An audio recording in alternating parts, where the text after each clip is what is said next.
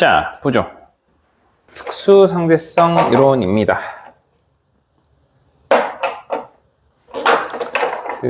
1905년을 기적의 해라고 해요. 자, 아인슈타인이 등장을 하고 아인슈타인이 이제 4개의 논문을 발표합니다. 이 논문은 그동안 우리가 알고 있던 세상을 엄청나게 뒤집으며 또 기존에 알고 있던 걸 좀 더 명확하게 해주던가 어쨌든 새로운 세상이 열리게끔 큰 도움을 주죠. 그 중에 하나가 우리가 이제 그 빛의 이중성에서 배웠던 광전효과에 대한 실험적 해석, 빛의 입자성을 설명해냈고 이제 이중성, 빛의 입자이면 파동인 걸 알게 해준 아인슈타인에게 노벨상을 안겨줬죠. 자, 두 번째가 오늘 배울 바로 특수상대성 이론입니다.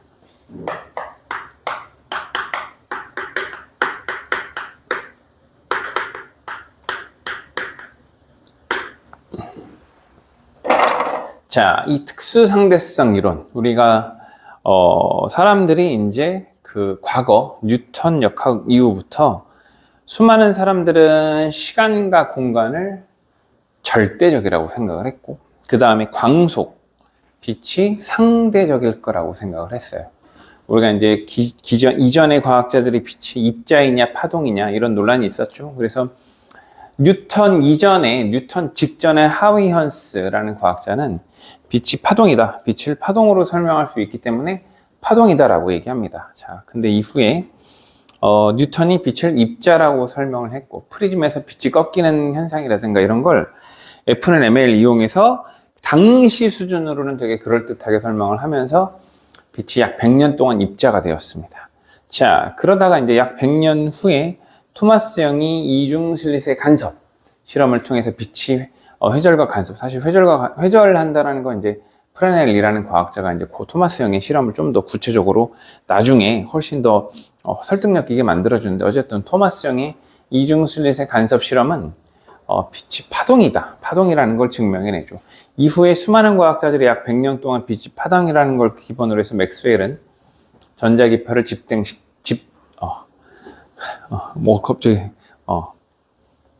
집대성했고, 전자기파를 집대성시켰고, 그 다음에 그 맥스웰이 예견한 전자기파를 헤르츠라는 과학자가 구체적으로 발견을 하면서 무선 통신을 또 발전시켰고, 또 그 다음에 이제 마이컬슨이라는 과학자는 미국 최초의 노벨상을 수상을 하는데, 그 당시 수많은 아주 옛날부터 에테르라는 물질을 언급을 했었어요. 그리고 이제 빛은 파동이면 에테르를 통해 전달된다, 이런 얘기를 합니다.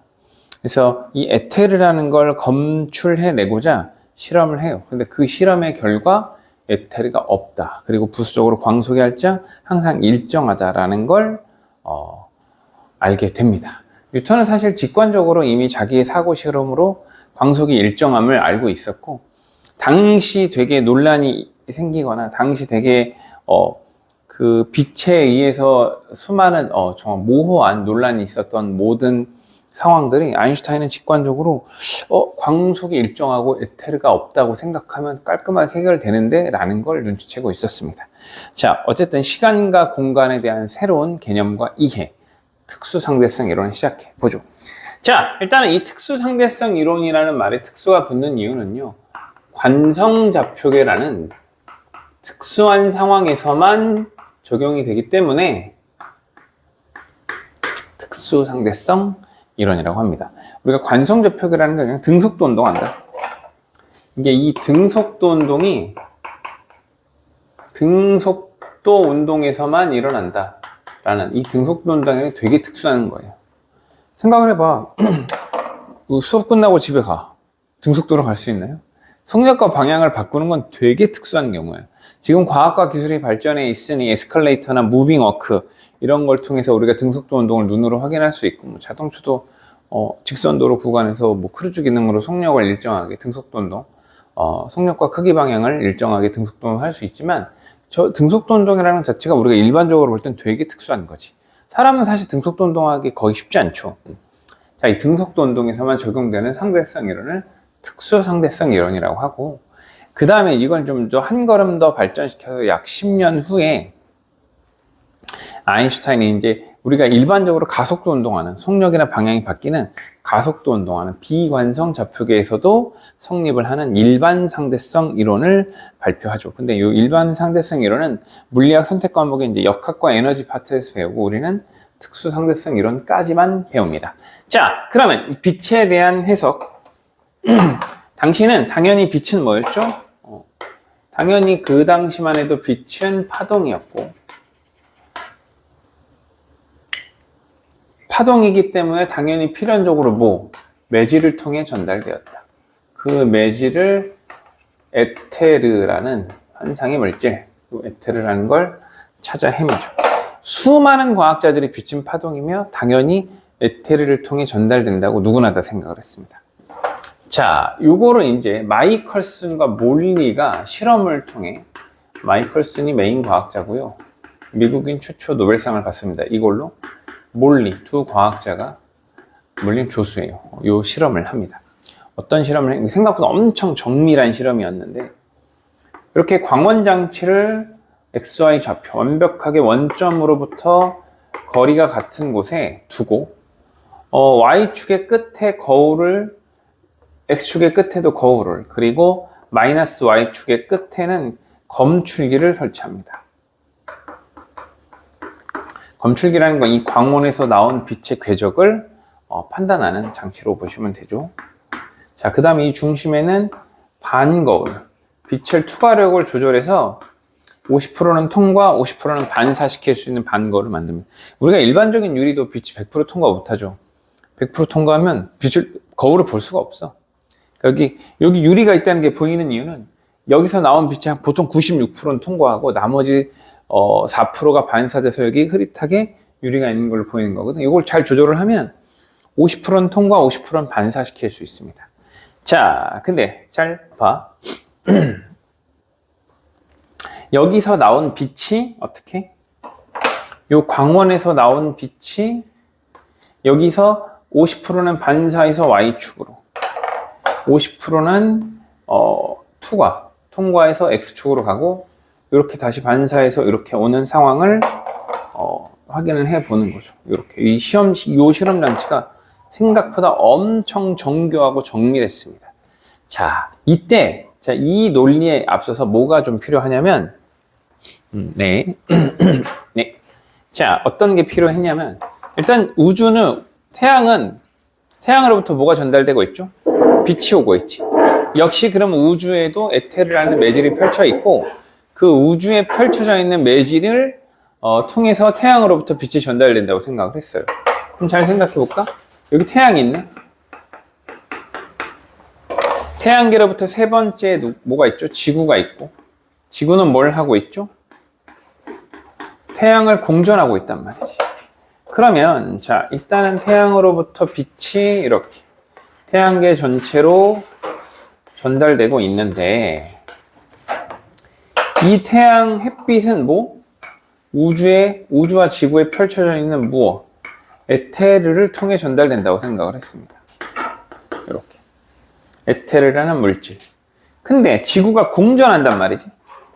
그럼 지구가 공전하면 상대 운동에 의해서 이런 거예요. 자, 내가 가만히 있는 상태에서 5m/s 바람에 선풍기를 이용한 바람을 맞는 느낌이나, 내가 정지한 공간을, 예를 체육관을 내가 빡 달려서 5m/s로 맞는 거랑 효과가 똑같거든. 생각을 해봐. 우리가 예를 들어서 체육 시간에 수행평가를 해. 근데 비가 와서 체육관에서 달리기, 50m 달리기 한데, 50m를 달리면 어떻게 돼? 앞머리가 날아가요. 앞머리 예민한 여자애들 막 자꾸 뛰는 애들도 있단 말이야. 자, 왜 그래? 맨 뒤입니다. 특수 상대성 이론. 220페이지. 오케이? 자, 그래서 이렇게 상대 운동에 의해서, 자, 그럼 지구가 우주에 멈춰 있는 에테르를 가로지르면서 공전하고 있단 말이지. 그럼 지구 입장에서는 이 지구의 공전 속도 반대 방향으로 에테르가 바람처럼 불고 있다고. 이걸 에테르 바람, 에바죠, 에바. 에테르 바람에 불고 있다고 생각을 하는 겁니다. 그럼 잘 봐. 지구가 움직이기 때문에 우주에 멈춰있는 에테르를 지구가 공전하면서 지나가면 지표에서는 에테르가 공전 반대로, 또 자전도 하잖아, 그치? 바람처럼 불 거란 말이지.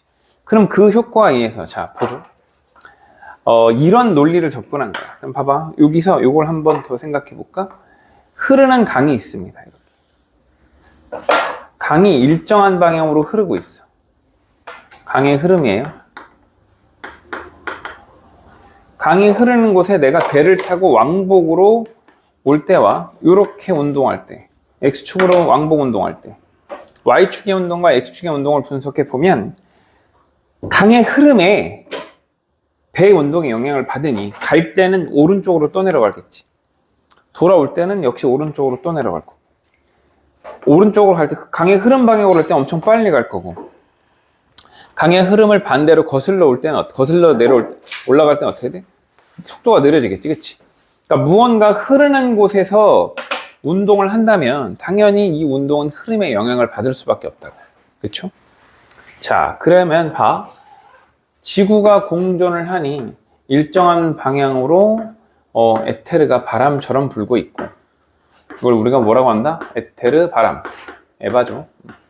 그러면 이렇게 바람처럼 일정한 방향으로 에테르가 흐르는 공간에서 빛이 XY축으로 운동을 하고 있다면, 자, Y축을 갔다 온 빛과 X축을 갔다 온 빛, 이 두 빛은 당연히 동시에 올 수 있어, 없어? 없죠. 이 흐름에 영향을 받았다고 하면. 그래서 당연히 예상은 뭐였어? 동시에 올 수 없다 였어. 근데 실제 결과는 아무리 해도 동시에 오네. 아니, 무슨 오차가 있었을까? 무슨 오류가 있었을까? 저 실험장치는 생각보다 굉장히 정밀했거든. 무슨 짓을 해도 예상은 당연히 동시에 오지 않는다는 걸 확인하면 오케이, 에테르 발견. 이걸로 노벨상을 받겠네? 를 노렸는데 뭐야? 아무리 해도 동시에. 이거는 어떤 결과에 다다르는 거죠? 에테르는 없구나. 그리고 그 과정에서 광속이 일정하다는 것도 확인을 합니다. 이렇게. 그래서 사실은 아이러니하게 마이클슨은 에테르라는 걸 확인하기 위해서 맥스웰이 처음 얘기했던 전자기파, 그리고 그걸 헤르츠가 발견을 구체적으로 확인을 했고, 그걸 무선통신으로 발전시키기도 하죠. 그래서 우리가 얘기했지? 우리 그 무선통신의 채널 단위, 와이파이 2.4GHz, 라디오 99.9MHz 이런 모든 무선통신의 채널 단위를 우리가 헤르츠의 업적을 기려 헤르츠를 딴다고. 헤르츠 단위를 쓴다고. 자, 어쨌든 결과적으로 마이클슨은 이 에테르를 찾기 위해서 노력을 했는데 생각보다 되게 오랜 시간 동안 30년 가까이 실험을 해요. 결과적으로 결론, 뭐야, 에테르가 있는 줄 알았는데 이 실험의 결과 에테르는 없구나. 그리고 그 과정에서 광속이 일정하네라는 결과를 알아냅니다. 자, 이걸 통해서 미국인 최초로 결국은 빛의 간섭 실험에 대한 공로를 인정받아 노벨상을 받아요. 자, 이게 이제 이 1800년대 후반, 1900년대 초반에 일어난 사건입니다. 자, 그래서 1905년이 이제 아인슈타인이 자기 직관을 통해서 무언가 알아차린 겁니다. 시간이라는 것과 공간이 상대적이다. 원래 그 전에 로렌츠라는 과학자가 길이가 줄 수 있다는 걸 먼저 수학적으로 증명해냅니다. 길이 수축이라는 개념이 있었고, 그 시간이라는 거에 모두 절대적이라고 생각하는 걸 아인슈타인은 이 온 우주에 존재하는 게 빛이 일정하다고 하면 빛만 일정하며 나머지 시간과 공간은 일정하지 않은 상대적이지 않을까라는 걸 역으로 생각한 거죠. 자, 생각을 해 보겠습니다. 이게 이제 과거 뉴턴이 생각한 시간과 공간입니다. 그리고 이걸 아인슈타인이 새롭게 해석한 시간과 공간에 대한 생각입니다.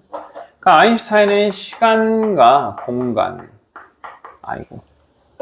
광속, 빛에 대한 연구, 프리즘을 통해 최초로 빛의 분산을 확인했으며 빛의 색을 빨주노초 파남보 7개라고 정리했고, 빛에 대한 많은 어떤 그 거울의 공식이나 반사 망원경을 만들어내고, 그러니까 빛에 대한 굉장히 많은 업적과 공로를 남긴 사람은 뉴턴이야. 근데 그 뉴턴이 빛을 뭐라고 했지? 입자라고 했었지, 그치? 자, 그 빛에 대한 연구를 가장 많이 했던 뉴턴은 광속이 변할 거라고 생각했어요.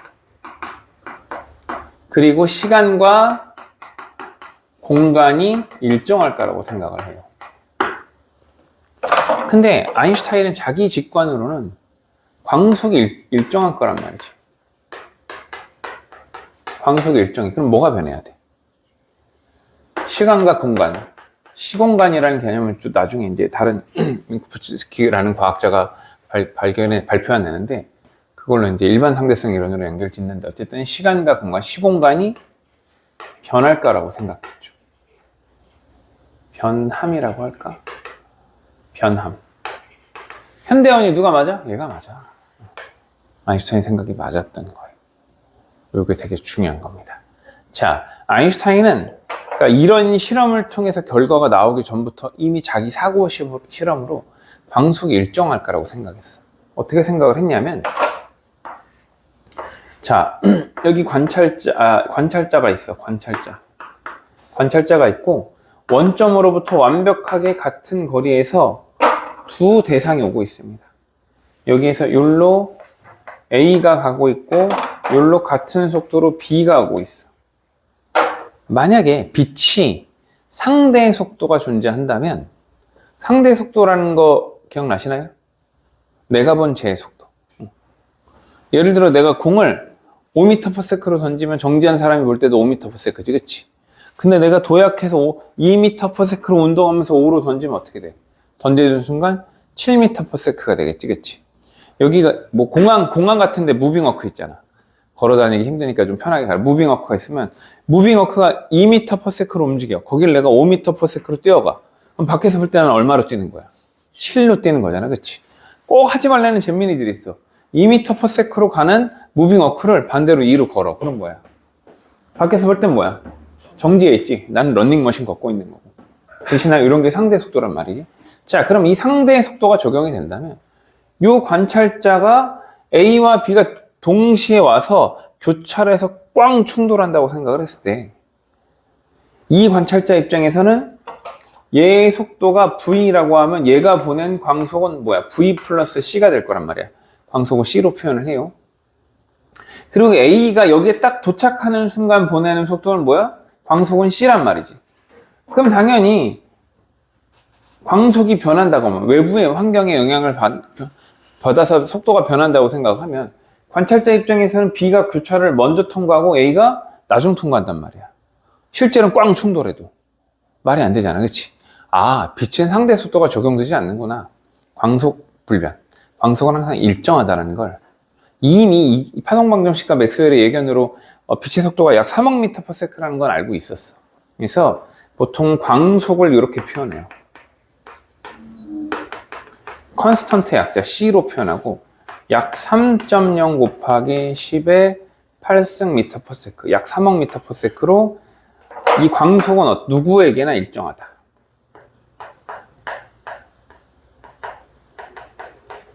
이게 광속 불변의 핵심 원리입니다. 자, 그러면 이제 본격적으로 아인슈타인이 뉴턴의 운동 역학의 약간의 허점 이런 것들을 약간 그러니까 부시려고 한 게 아니고 보완하려고 만들어낸 거예요. 그러니까 사실 뉴턴의 F&Ma는 생각보다 엄청 잘 맞아. 근데 뉴턴의 F&Ma가 이런 상대성 이론이 굉장히 광속에 가깝게 빨라지는 순간부터 F&Ma가 안 맞아. 그럴 때 이제 특수상대성 이론 설명하는 거야. F&Ma가 또 원자 단위 세상에서 안 맞아. 안 맞으니까 뭘로? 양자역학으로 해석하는 거예요. 그러니까 스케일에 따라 좀 더 정밀하게 만들려고 특수상대성 이론이 등장합니다. 자, 그러면 이 아인슈타인이 특수상대성 이론이라는 논리를 펼치기 위해 아주 중요한 두 가지 가정을 합니다. 첫 번째, 갈릴레이의 상대성 원리. 그냥 줄여서 상대성 원리라고도 해요.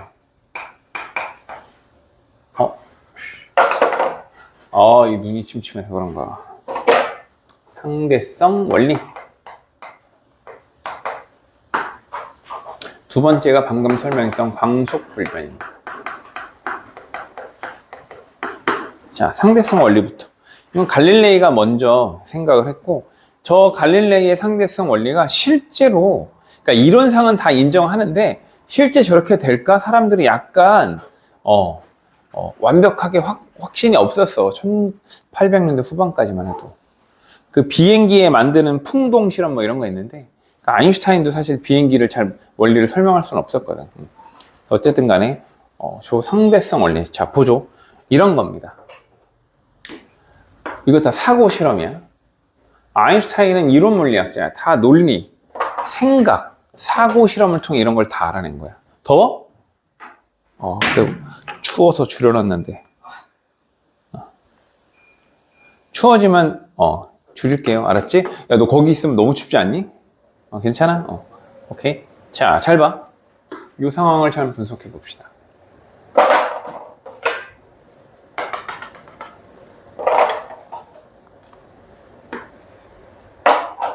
자, 배를 탄 A가 일정한 속도로 배를 타고 등속도 운동하고 있고요. 이 사람이 만약에 배 위에서 물체를 던지면 어떻게 될까? 공기저항 모든 마찰이 없으면 중력을 받아 이렇게 떨어지겠지, 그치? 맞나요?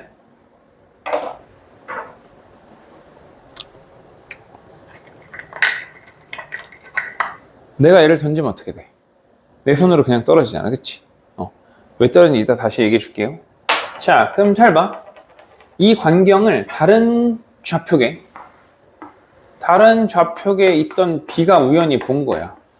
그랬더니 이제 이 배를 타고 지나가는 A의 모습을 3컷으로 한번 확인해 볼게요.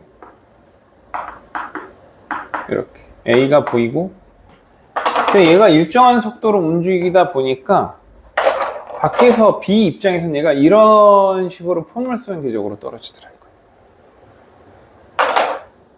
봐봐, 내가 여러분들 왼쪽으로 걸어가면서 이걸 던져볼게. 이렇게 내 시선에서는 직선 운동이 있어. 여러분들 볼 땐 무슨 운동이야? 포물선 운동이란 말이지, 그치? 무슨 말인지 되시죠?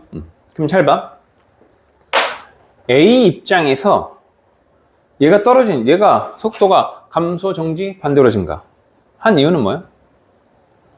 물체의 운동 방향이나 속력이 바뀌는 이유는 뭐 때문이야? 맨 처음에 했는데 힘 때문에. 힘의 정의잖아. 물체의 모양을 바꾼다, 운동 상태를 바꾼다. 속도가 감소, 정지, 반대로 증가. 힘 때문이지. 중력 때문이잖아, 그치? 그럼 잘 봐.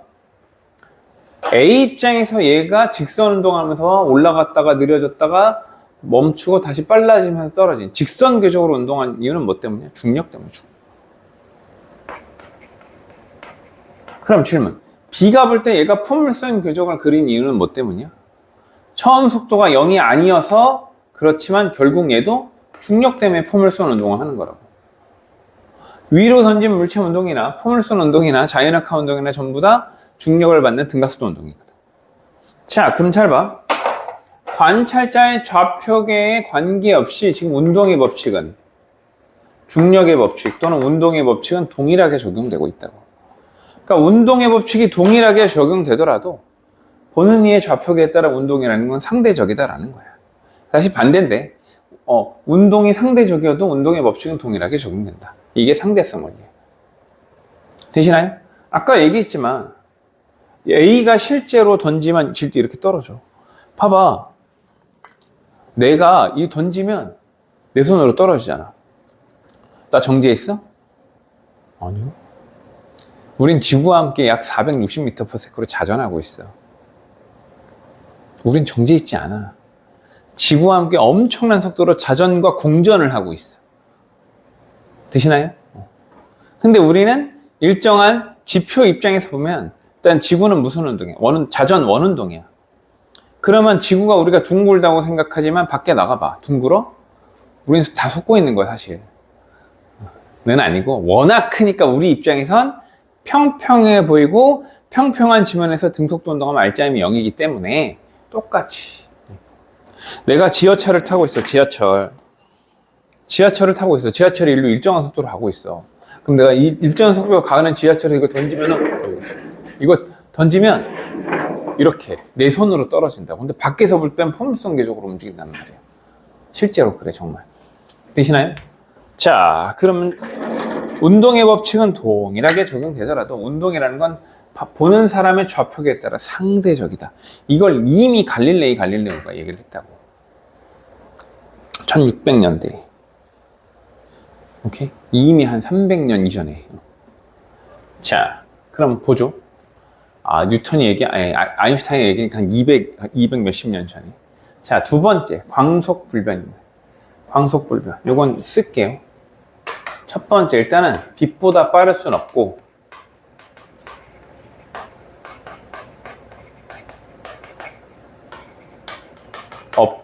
광속은 누구에게나 절대적, 일정하다. 우주의 어떤 상황에서도 변하지 않는 유일한 상수가 광속인 거예요. 자, 어떤 사람은 무빙 워크를 1m/s로 움직이는 무빙 워크에 A가 서 있고 B가 화장실 급하네 5m/s로 달리고 있고 조그만 잼민이가 반대로 1m/s로 걷고 있어. 그럼 밖에 있는 D가 보면 어떻게 돼? 밖에 있는 정지한 지표의 좌표계에서 D가 보면 D가 본 A의 속도는 얼마야? 1m/s. B의 속도는 얼마? 6m/s. C의 속도는 0이죠. 근데 얘네들이 전부 다 레이저 포인트를 하나씩 꺼내서 빛을 쐈어. 이렇게. 그러면 이 빛을 C로 쐈다고 하면 우리가 알고 있는 기존의 뉴턴 물리학으로 해석을 하면 속도가 얼마가 나와야 돼? A는 광속이 1 플러스 C, B는 6 플러스 C, C는 스몰 c. 여야 하는데 다 모두 C로 나오더라고요. 이게 실제로도 그래. 뮤온이라는 이제 그 경입자가 있는데 뮤온이 실제 속도가 거의 0.99c 정도 되거든. 0.99c면 광속이 몇 프로야? 99%죠. 얘가 0.99c로 날아가면서 빛을 C로 쏴요. 그 빛을 여기에 있는 검출기에서 광속을 측정하면 우리가 알고 있는 고전 물리학의 해석이라면 내가 5m/s로 달려가면서 공을 20으로 던지면 저기에 있는 속도계에서는 25로 찍혀야 된다고. 그럼 당연히 여기서 얼마로 찍혀야 돼? 1.99c로 찍혀야 되잖아. 그냥 C로 찍혀. 실제로. 그러면 또 이런 것도 가능하겠죠. 자, 봐. 여기 우주선이 있습니다. 대충 우주선이라고 하죠. 여기도 우주선이 있어요. 아이고. 우주선이 있어. 우주선 A랑 B가 있고 밖에 있는 관찰자가 이걸 또 보고 있어. C가. 자, 이 우주선은 일로 오른쪽으로 플러스 X로 0.6C로 날아가고 있고 얘는 마이너스 X로 0.8C로 날아가고 있어. 그러면 이때 A가 본 B의 속도는 얼마야? 고전 물리학의 해석으로는 얼마죠? 1.4C여야 되잖아, 그치? 실제로 되면 0.998 얼마 C 이렇게 돼. 실제로. 이거 실제 연산하는 공식이 있어. 우린 몰라도 돼. 그리고 잘 봐. 그러면 A가 B 우주선에게 레이저를 쐈어. 공격하려고 쏜 건 아니고 신호를 보내려고 레이저를 쐈어. 여기 봐! 자, 레이저를 쐈어. 그럼 이 레이저의 속도가 B가 볼 때는 얼마여야 돼? 고전 물리학의 해석이면, 뉴턴의 해석이면 2.4C여야 돼. 오케이? 2.4C. 왜냐하면 얘가 볼 때 얘가 얼마로 날라와? 1.4로 날라오는데 빛을 C로 쏘니까 2.4C여야 돼. 근데 A가 보나 C가 보나 B가 보나 이 광속은 누구에게나 C더라 이거. 스몰 C. 컨스턴트. 이게 광속 불변해. 그러니까 우주에 존재하는 절대적인 기준값은 누구밖에 없다? 빛의 속도, 광속밖에 없다라는 거예요. 되시나요? 이게 광속 불변. 자, 사진 한 방 찍어주시고. 그럼 이제 본격적으로 왜 저 두 가지 가정을 기반으로 어떤 일들이 벌어지는지 한번 보겠습니다.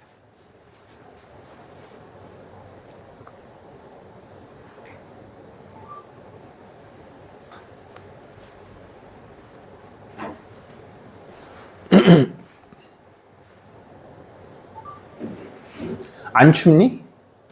그래요. 자, 그럼 이제 이 특수상대성 이론 때문에 일어나는 현상 3개만 하죠. 3개. 동시성의 상대성을 원래 안 내야 할 것 같은데 어쨌든 이거를 학교 선생님에 따라 할 수도 있기 때문에 거기까지는 하겠습니다. 그래서 3가지. 우리가 보통 5가지를 하거든. 시간, 동시성의 상대성, 시간, 팽창, 길이 수축, 질량 증가, 질량 에너지 증가. 요거를 하는데, 질량 에너지 증가 통합과학에서 이미 E는 MC 제곱으로 했고, 그걸 수학적으로 유도하는 방법을 여기서 하는 거야, 원래는.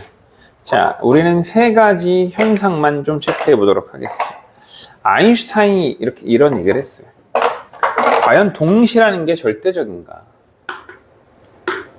이거에 의한 현상입니다. 첫 번째, 동시성의 상대성. 동시라는 것도 절대적이지 않다. 누구에겐 동시에 일어났다고 관측되는 사건이 누구에겐 동시가 아닐 수도 있다. 동시성 상대성. 두 번째, 이게 제일 어렵고 중요하죠. 시간 팽창. 시간이 늘어나서 팽창이라고 하고, 시간이 늘어나는 이유는 시간이 느리게 가기 때문에. 그래서 시간지연이라고도 해요. 시간 간격이 늘어나서 결국 그 시간이 느리게 간 결과가 난다. 시간지연. 나는 10초가 흘렀는데 누구는 4초가 흘렀네. 그러면 그 4초가 흐른 애는 시간이 지연된 거야. 느리게 간 거라고. 시간지연. 시간 팽창. 자, 세 번째가 로렌츠가 먼저 알게 된 길이 수축. 공간 수축이라고도 하고 길이 수축이라고 합니다. 자, 상대성 원리, 그 다음에 광속불변, 이 2가지 기준 틀을 기반으로 해서 저 3가지를 아인슈타인이 설명해냅니다. 자, 첫 번째, 동시성의 상대성. 이 상황을 볼게요. 자, 광속에 가까운 굉장히 빠른 등속도 운동하는 우주선이 있습니다. 이 우주선의 속도는 V, 광속에 가까운 굉장히 빠른 등속도 운동, 광괭빠등. 광속에 가까운 굉장히 빠른 등속도 운동하는 우주선. 대략 한 0.5c라고 하면 광속이 한 50%로 날아가고 있는 상황이죠. 자, 이 우주선의 정중앙에는 광원이 있고요. 양 끝에는 그 빛을 검출할 수 있는 광검출기 스몰 pq가 있고요. 이 안에는 지금 A가 타고 있습니다. 그리고 이걸 밖에서 B가 바라보는 상황이에요.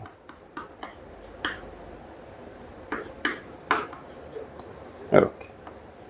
자, 이때 이제 어떻게 돼? 다 논리로 만든 사고 실험이야. 자, 굉장히 빠른 광속에 가까운 운동을 하는 우주선이 운동하는 상황은 슬로우 모션으로 생각해보죠.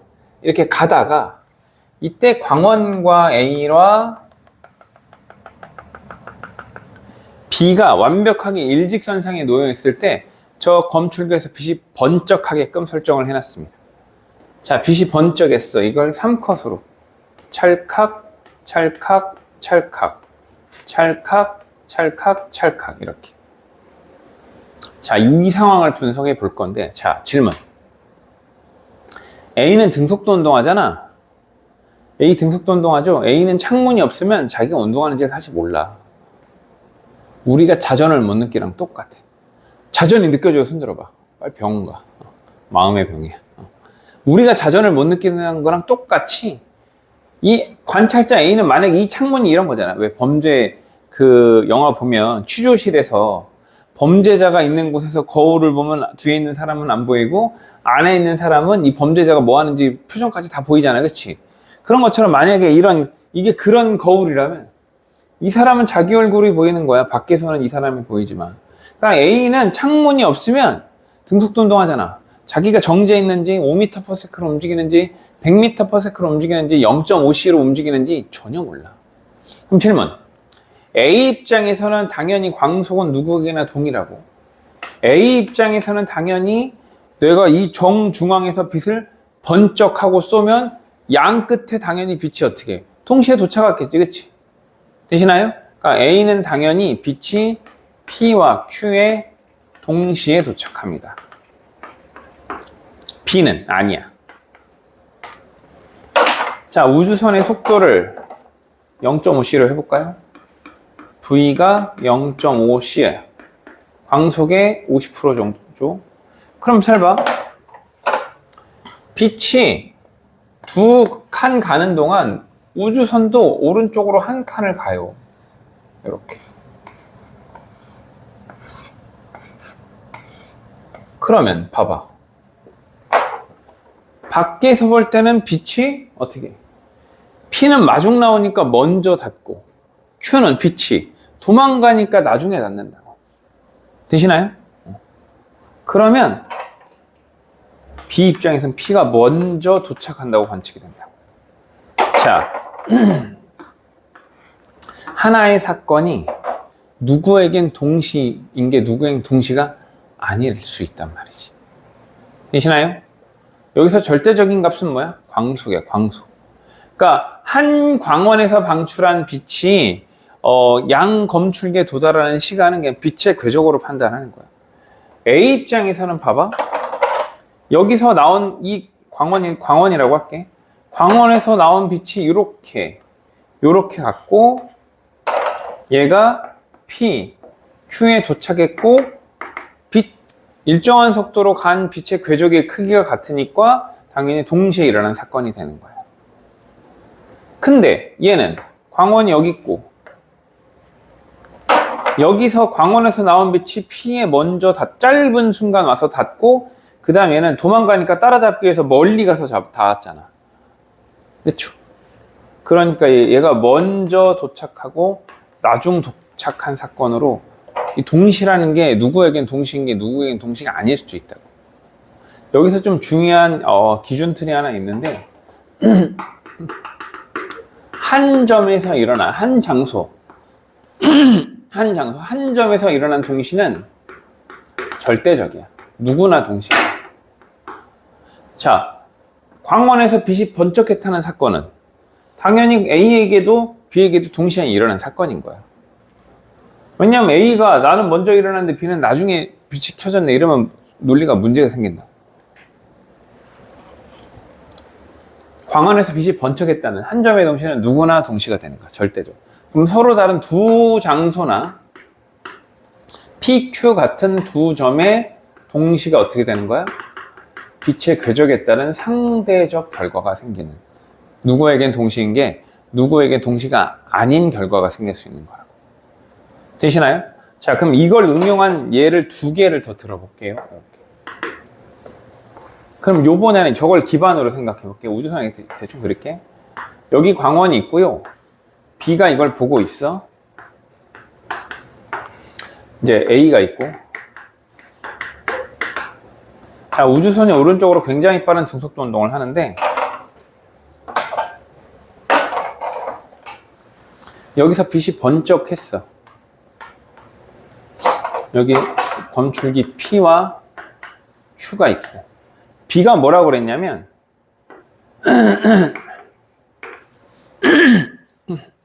죄송합니다. P, Q 동시라고 외쳤어.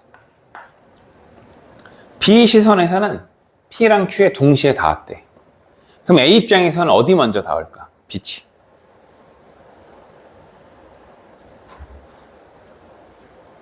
어디 먼저 닿을까요?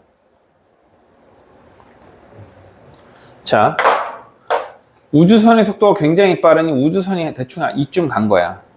이렇게. 요쯤 갔을 때 B 입장에서는 어떻게 된 거야? 빛이 여기 와서 동시에 닿은 거야. 이렇게. 되시나요? 아까 봐봐. 광원과 P, 광원과 Q 사이 거리가 같았기 때문에 안에선 동시지만 밖에서는 P가 먼저였지. 그러면 밖에서 봤을 때 이 길이 L1이 요 길이 L2보다 충분히 길다면 밖에서 볼 때는 마중 나오는 애랑 도망 나가는 애가 동시에 만날 수 있는 거잖아.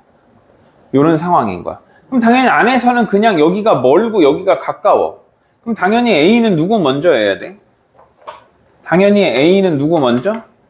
Q 먼저가 되는 거지. 왜? 가까우니까 그냥. 되시나요? 전체로! 오케이? 되셨나요? 자, 그럼 이제 요걸 빛으로 가봅시다. 빛.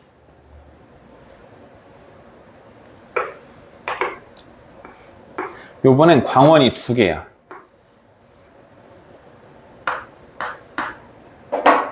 여기 광원 X와 광원 Y가 있고요. 가운데 검출기 R이 있습니다. 이렇게. 안에 A가 있고 이걸 밖에서 B가 보고 있어. 우주선은 플러스 X, 오른쪽으로 광속에 가까운 굉장히 빠른 등속도 운동하는 상황입니다. 자, 잘 봐. A가 X와 Y 거리가 같아요. A가 X와 Y에서 나온 빛이 R에 동시에 도달했다는 걸 관측을 했어. 그럼 당연히 X와 R 거리, Y와 R 거리가 같아. 그러면 여기 동시에 도착했다는 얘기는 X와 Y에서 빛이 어떻게 동시에 방출됐다는 걸 알 수 있지. 되시나요? 그러면 자, 여기서는 A는 어떻게 X와 Y에서 빛이 동시에 방출됐다라는 거야. 번쩍하고. 오케이? 자, 한 점의 동시는 누구나 동시랬죠. 그러면 B도 동시야. 여기에 광원의 빛이 도착했다는 사건은 A도 동시지만 B도 동시에 도착을 했다고. 여기까지 되셨나요? 그냥 한 점의 동시는 누구나 동시라고. 절대적이라고. 그럼 질문. 2점의 동시가 상대적이랬잖아. 자, 그러면 B 입장에선 빛이 X, Y 어디에서 먼저 방출돼야 될까?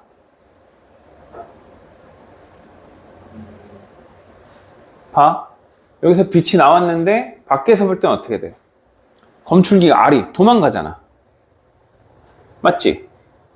그러면 X에서 먼저 방출이 돼야, 그러니까 우주선이 예를 들어서 한 이쯤 와 있어. 한 요쯤 왔어. 그러면 검출기도 요만큼 와 있겠죠.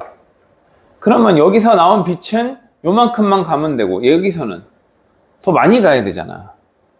되시나요? 그래서 X에서 먼저. 왜? X는 검출기를 방출한 빛이 따라가서 만나야 되고 밖에서 볼 때. 그리고 Y에서 나온 건 어떻게 돼? 마중 나오니까. 얘는 짧게 가야 되고 얘는 길게 가야 되니까 밖에서 볼 때 동시에 닿으려면 먼저 방출하고 나중 방출해야 동시에 아래 도착할 수 있다고. 되셨나요? 찍어, 지우개. 이제 시간 지연으로 갑시다.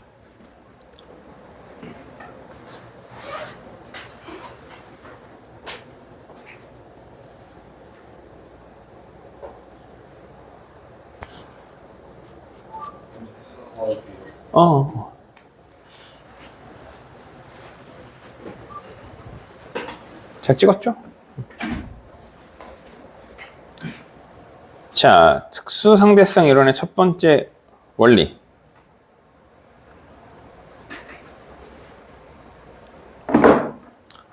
동시성 상대성.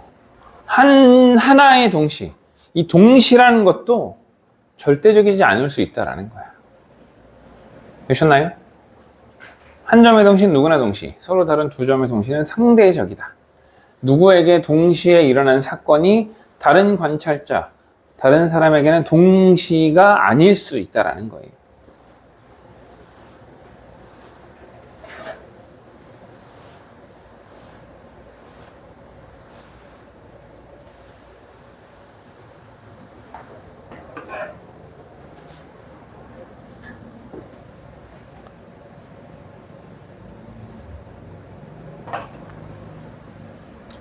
자, 제일 중요한 시간 팽창.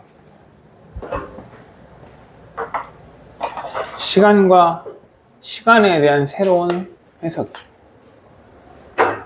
자, 봅시다. 역시 똑같이 광속에 가까운 굉장히 빠른 등속도 운동을 하는 우주선을 확인해 보도록 하죠. 자, 이 안에는 A가 타고 있고요.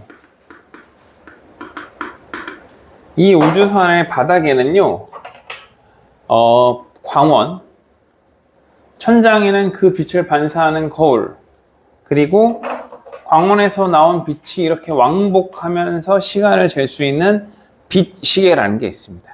빛은 광속이 항상 일정한 절대적인 값을 갖고 있기 때문에 저 빛이 이 공간을 왕복하는 과정으로, 예를 들어 얘가 한 번 왕복하면 1초, 두 번 왕복하면 2초, 이런 식으로. 실제로는 이제 뭐 3억 분의 4초 뭐 이런 식이야.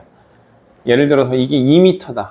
3억 분의 2초, 3억 분의 4초, 3억 분의 6초, 3억 분의 8초 이런 건데, 어쨌든 이렇게 빛이 왕복을 하는 걸 이용해서 시간을 잴 수 있는 빛 시계라는 게 있습니다. 자, 질문. 이게 왕복해야 되는데 그냥 편의상 광원에서 나온 빛이 거울에 도착하는 데까지 시간으로 재보죠. 어차피 전체 값의 2분의 1 하면 되거든. 그래서 자, A 입장에서는 바닥에서 나온 빛이 천장에 도달하는 데 걸린 시간을 t0라고 해봅시다. 그럼 t0는 시간은 뭐분의 뭐죠? 속력분의 거리, 속도분의 변이니까 c분의 l이 되죠. 맞나요? 이걸 우리가 고유길이라고 해요. 원래 고유길이라는 건 한 점에서 발생한 사건이 다시 그 점으로 돌아올 때까지, 고유 시간이죠. 정신 나갔네. 갑자기 고유길이. 이 순간 시선에 길이 수축이 들어와갖고 고유 시간이라고 합니다. 원래는 저 광원에서 나온 빛이 거울에 반사돼서 다시 광원까지 돌아오는데 왕복하는 시간인데 어차피 절반 자르면 되니까 고유 시간. 자, 이 고유 시간은 우주선의 속도 V와 관계없이 항상 일정해.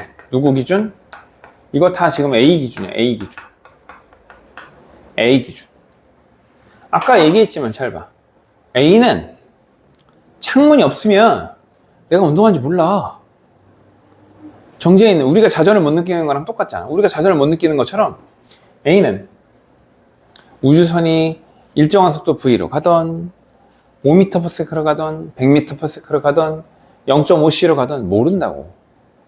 그러니 바닥에서 나온 빛이 천장까지, 거울까지 가는데 걸린 시간은 V와 관계없이 항상 일정한 값을 갖는 거예요. 이걸 고유시간이라고 하는 거예요. 자, 이거를 밖에 있는 좌표계에서 봅시다. 이게 갈릴레이의 상대성 원리가 적용이 되는 상황이에요. 자, 이걸 밖에 있는 B가 볼 거야. B 입장에서는 우주선의 속도가 거의 광속에 근접하게 빠르잖아. 그러니 여기서 나온 빛이 여기에 반사됐다 다시 돌아가는데 걸린 시간이 A가 느낀 것보다 훨씬 길어요. 예를 들어 이 길이가 2L이래. 그러면 B 기준으로는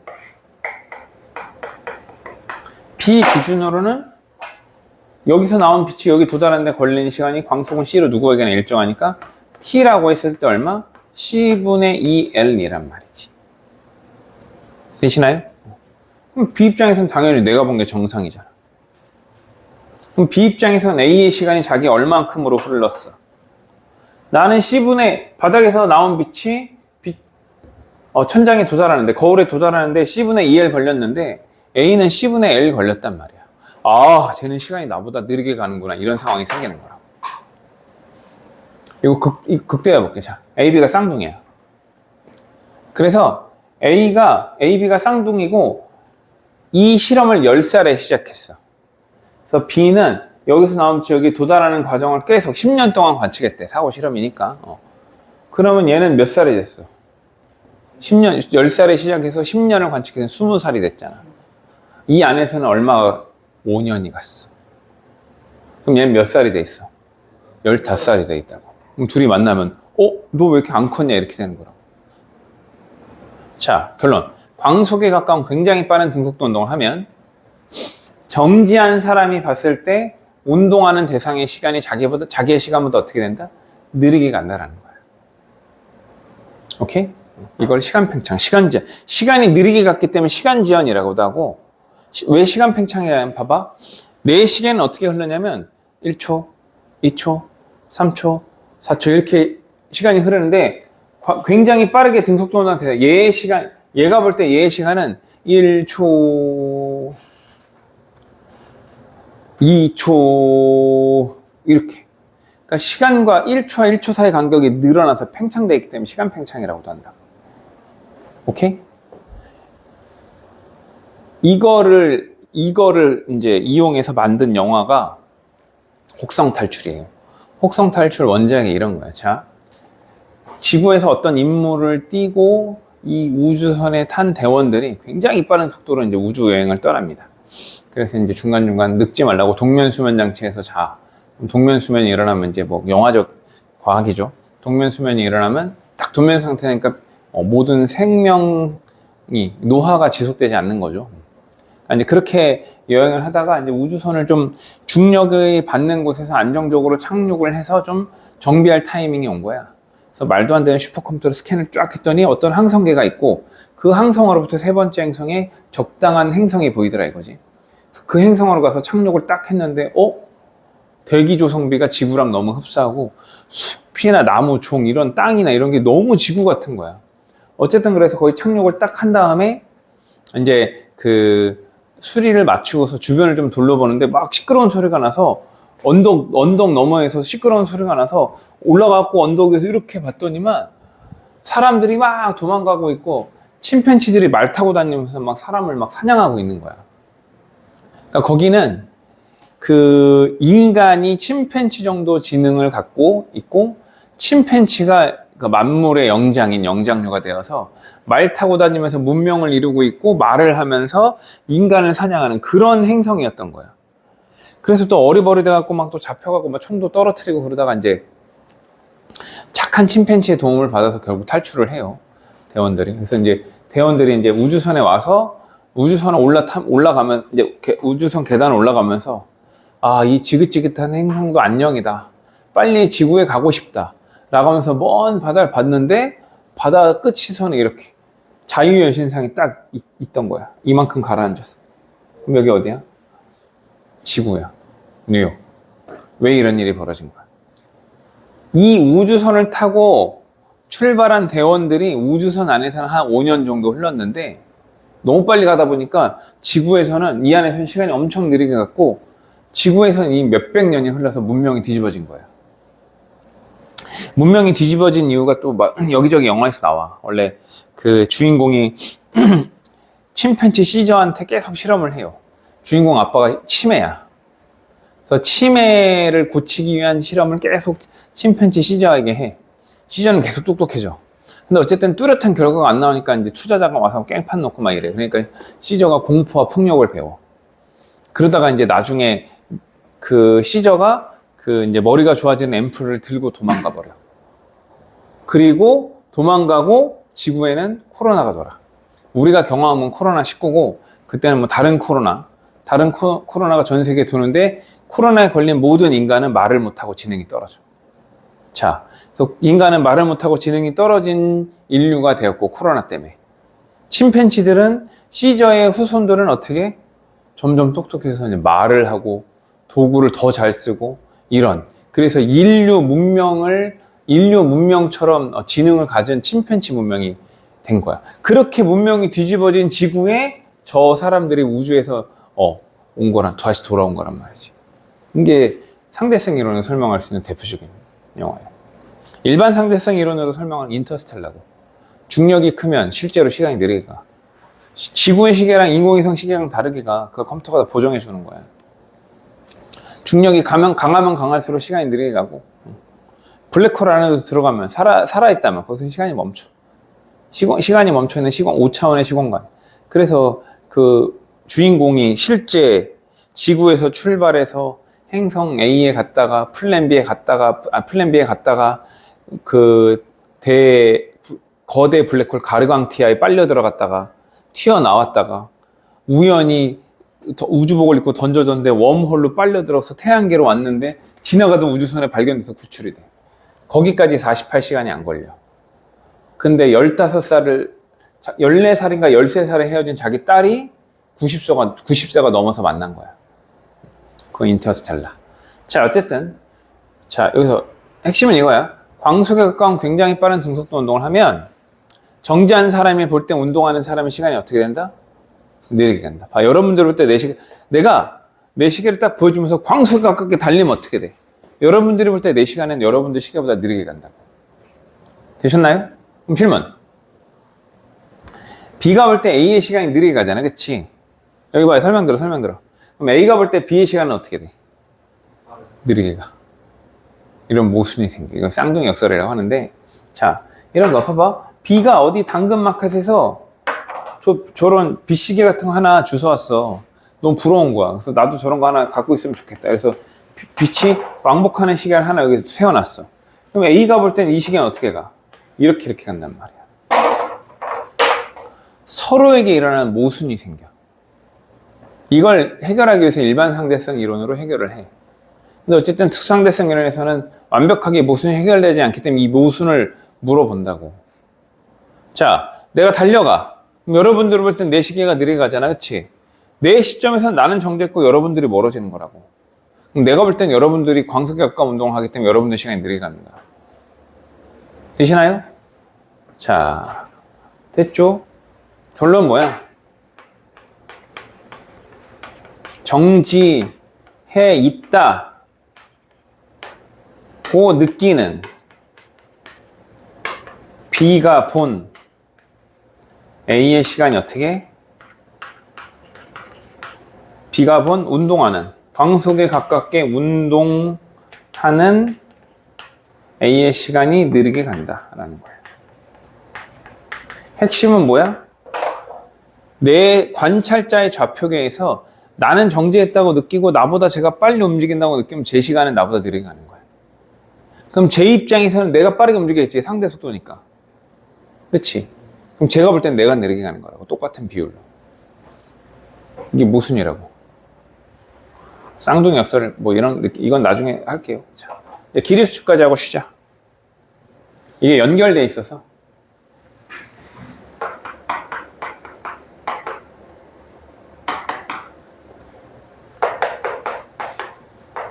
저 시간 관계를 같이 연결해야 돼요. 봐. 지구에서 어떤 행성까지 뭐 국제 우주정거장을 향해서 B가 이걸 보고 있대. 지구에서 다른 행성이 한눈에 보이고 있대. 근데 이제 여기에 지구에서 A가 우주선을 타고 행성 P를 향해 가려고 준비 중인 거야. 그래서 이 안에 A가 타고 있는 거죠. 자, 한 점의 동시는 누구나 동시였죠? 자, 얘가 여기서 일정한 속도로 출발했다는 사건과 여기 도착했다는 사건은 출발과 도착한 A, B 둘 다 동시에 일어나는 사건이야. 되시나요? 한 점의 동시는 누구나 동시랬죠? 자, 이때 잘 봐. B 입장에서는 이 길이가 변해 안 변해? B 입장에서는 이 길이를 L제로라고 할게. B 입장에서는 지구와 행성 사이 거리가 우주선이 운동을 하던 말던 있던 없던 변해 안 변해? 안 변하죠. 그래서 B 입장에서 저 길이를 우리가 뭐라고 하냐면 L제로를 고유 길이라고 그래. 고유 길이는 보통 우주선의 속도 V에 영향을 안 받고 일정한 값을 보통 고유로 붙여요. 고유 길이. 오케이? 자, 잘 봐! 자, 그럼 이제 상황을 보죠. 우주선이 출발해서 V로 출발을 합니다. V라는 속도로. 자, A는 T0라는 시간 안에 도착했고 B는 T라는 시간 안에 도착했어. 그럼 잘 봐. B의 계산대로라면 거리는 속도 곱하기 시간이니 V 곱하기 T로 같죠. 그러니까 L0는 V 곱하기 T지. 근데 이게 이제 B 입장이야. A 입장에서는 L이라고 할게. V라는 속도로 T0만에 갔단 말이지. 그럼 봐봐. 분명히 T가 T0보다 크잖아. 아까 여기서 했잖아. 그럼 당연히 어떻게 돼야 돼? L0보다 L이 작아야 된다. 그러니까 관찰자는 여기서부터 여기까지가 10만 광년이었는데 안에 있는 사람은 봐봐. 10만 광년을 예를 들어서 20년 동안 갔대. 안에 있는 사람은 10년 만에 갔단 말이야. 똑같은 속도로. 그러니까 V라는 속도로 얘는 10만 광년을 20년에 갔는데 A는 V라는 속도로 10년 만에 갔대. 그렇다는 얘기는 A 입장에선 자기가 운동하는 동안 이동 거리가 B가 본 거리의 절반밖에 안 된단 말이지. 이걸 우리가 길이 수축이라고 하는 거야. 자, 운동하는 사람이 봤을 때 운동하는 사람 입장에서는 어떻게? 자기가 운동하는 축과 나란한 공간이 실제보다 줄어들어 보이더라. 자, 봐봐. 이 칠판 길이가 4m라고 할게. 우리 모두 정지 상태로 봤을 때 4m야. 내가 광속에 가깝게 움직이는 순간 이게 2m로 줄어들어 보일 수 있다. 움직이는 대상 입장에서는. 물론 역시 서로에게 일어나는 모순이 생겨요. 자, 일단 이걸 먼저 볼게요. 그러니까 이걸 A 시선으로 보면 이렇게 A 시선.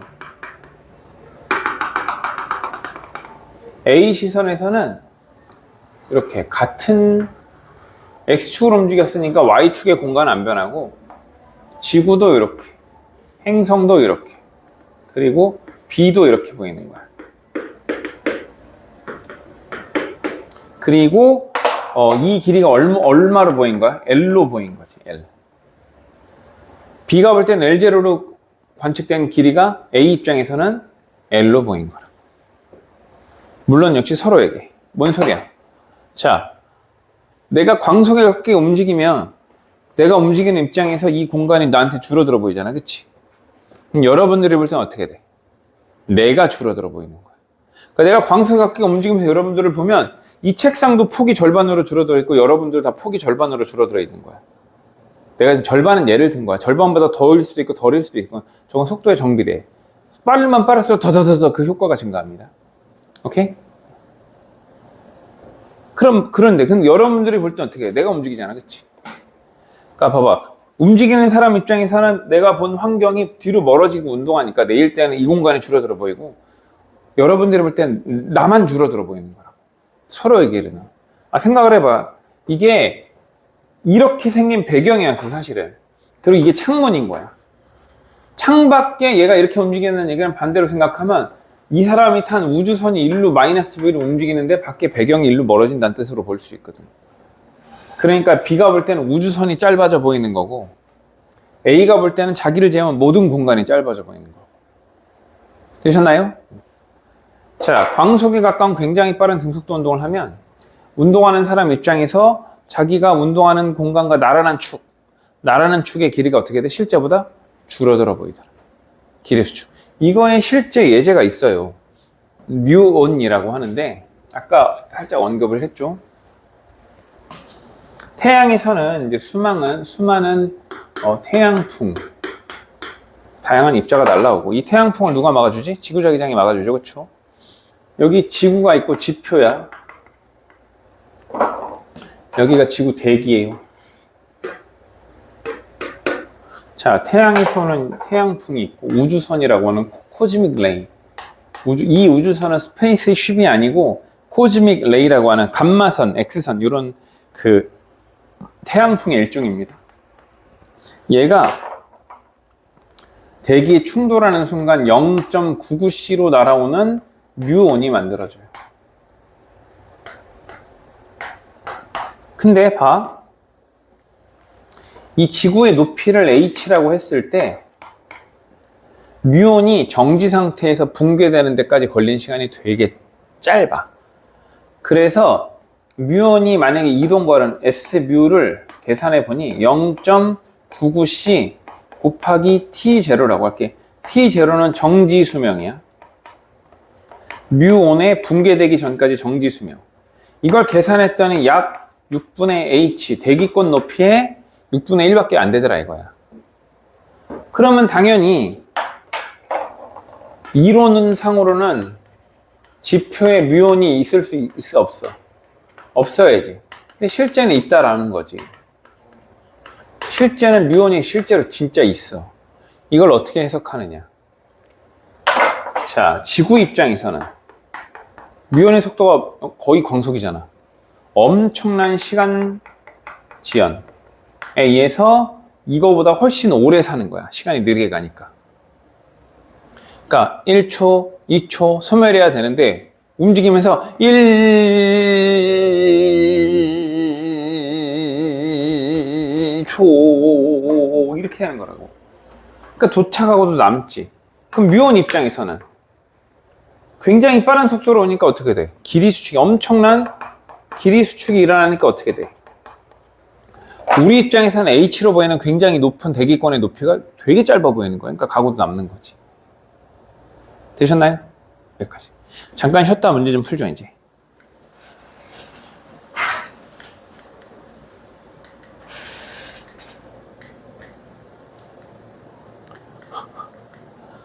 너무한 끝이.